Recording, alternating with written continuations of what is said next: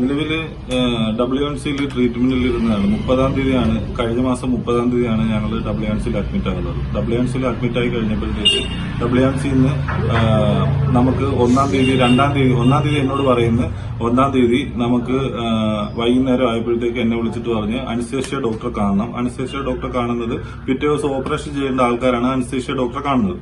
അപ്പൊ അനസ്തേഷ്യ ഡോക്ടറെ കാണാൻ അനസ്തേഷ്യ ഡോക്ടർക്ക് 1000 രൂപ കൊടുക്കുകയും ചെയ്യണമെന്ന് പറഞ്ഞു ഈ ഡോക്ടർ എന്നോട് പറഞ്ഞു. അതിൽ കുഞ്ഞിന് ഒരുപാട് പ്രശ്നങ്ങളാണ്. അതിൽ ഏറ്റവും വലിയ പ്രശ്നം എന്ന് പറഞ്ഞാൽ കുഞ്ഞിന് ശ്വാസ തടസ്സമാണ്. കുഞ്ഞിനെ കമഴ്ത്തി കിടത്തിയിരിക്കുകയാണ്. കുഞ്ഞിനെ നിവർത്തി കിടത്തുവാണെന്നുണ്ടെങ്കിൽ കുഞ്ഞിന്റെ നാക്ക് താഴത്തോട്ട് ഇറങ്ങിപ്പോകും. ഒന്നാമത്തെ വിഷയം, മെയിനായിട്ടുള്ള വിഷയം അതാണ്. ഓക്സിജൻ ലെവൽ കുറഞ്ഞു പോകുന്നുണ്ട്. കുഞ്ഞിന്റെ മിഴി ഉണ്ട്, മിഴി തുറക്കത്തില്ല. കണ്ണിന് ഉള്ള പോയിന്റിൽ നേരെ ഒരുപാട് താഴത്താണ് കണ്ണിരിക്കുന്നത്. 1 മാസം മരുന്നൊഴിക്കെന്ന് പറഞ്ഞ് ഡോക്ടർ വിട്ടിരിക്കുകയാണ്. അത് കഴിഞ്ഞിട്ട് ജനനേന്ദ്ര പ്രശ്നം. കുഞ്ഞിന്റെ കാലിന്റെ പത്തിക്ക് വളവുണ്ട്. പിന്നെ ചെവി യഥാസ്ഥാനത്തല്ല. ചെവിയുടെ കേൾവി കറക്റ്റ് അല്ല. ചെവിയുടെ കേൾവി ടെസ്റ്റ് ചെയ്തിട്ടാണ് അവർ പറഞ്ഞത് ചെവി കേൾക്കുന്നില്ല എന്നുള്ളത്. പിന്നെ കുഞ്ഞിന്റെ വാ തുറക്കത്തില്ല. ട്യൂബ് ഇട്ടിട്ട് സിറിഞ്ച് വഴിയാണ് നമ്മളിപ്പം ഫീഡിങ് നടത്തിക്കൊണ്ടിരിക്കുന്നത്.